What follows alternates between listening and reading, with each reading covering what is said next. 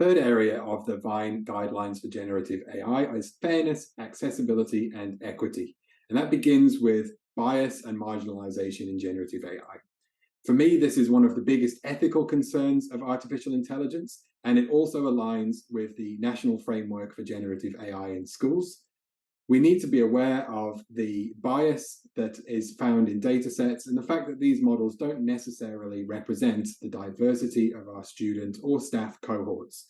So we need to be aware when we're using these technologies of how that bias is represented and how it might come out in the output of the models. This area also includes fair and transparent use and an understanding that whenever generative AI is used by staff, students, or the community, it must be used fairly and with transparency. In terms of practical strategies, the guidelines in this area suggest things like a parent or caregiver forum, some feedback from the community, and some regular reminders to staff to disclose the use of generative AI, for example, if they're using it in lesson planning, as part of their reporting and assessment, or in their communications. And finally, this area covers accessibility and generative AI for personalized learning.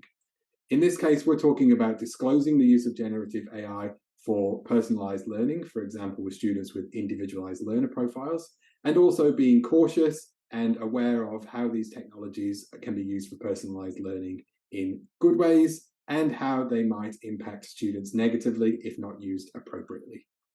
The advice in this section is to experiment with chatbots in the classroom, involve students in discussions, and experiment with applications which are being marketed for personalized learning, but do so in a safe environment and always be aware of those risks and biases.